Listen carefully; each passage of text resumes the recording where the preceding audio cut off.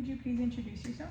My name is Jessica Reyes. I'm a second grade teacher, and this is my 18th year of teaching And where do you teach right now? at Somerset Gables Academy, And what grade? second grade. Awesome. So we're going to start by asking you a few questions. The first questions are about school improvement and accountability. How do you use school-wide assessment data to inform your instructional practices and contribute to overall school improvement? I use the information to ensure that my instructions are aligned with my school's goal, and it helps me to differentiate instruction, monitor student strength, and any learning gaps that there may be. And what role do teachers play in ensuring accountability and continuous improvement within your school system? Well, the teacher's role is to implement curriculum and create a learning environment where every student can succeed. When teachers reflect on their instructional practices and make adjustment that helps to improve the outcomes for all students, and then they contribute to the school's overall goal. Awesome. Now moving on a little bit into formative and summative assessment data. How do you use assessment data to adjust your teachings and ensure that all students are progressing towards mastery?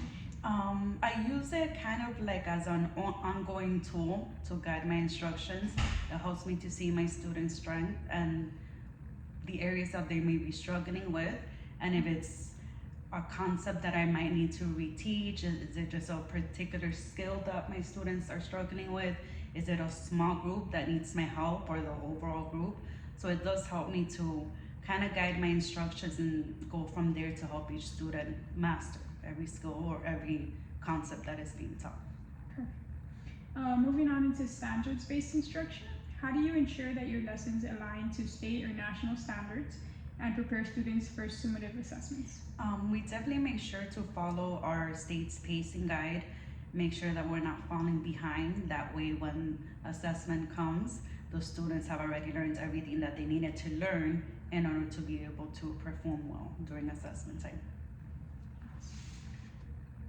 And moving now into multisensory instruction. How do you incorporate multisensory strategies into your day-to-day, into your teaching to support student learning? I use visual supports as much as possible, discussions whenever possible, anything that's auditory, whether it's listening to a story versus having to read it, and any moment that we can do some hands-on learning, especially during math when we can use manipulatives or experiments when doing science. So just trying to do a little bit of everything whenever possible. Okay.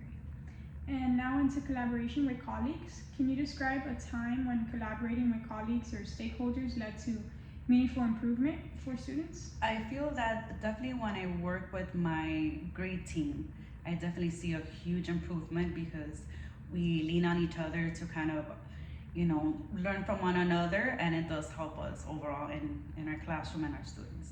And how often would you say that you meet with your grade level team? We try to meet every week. Yes, that's the goal. Now moving on into communication with families.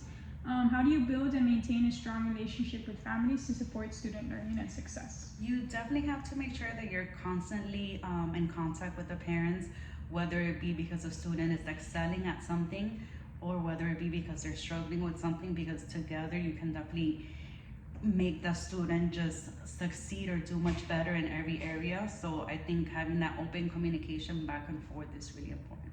And do you have a specific tool that you use to communicate with the families?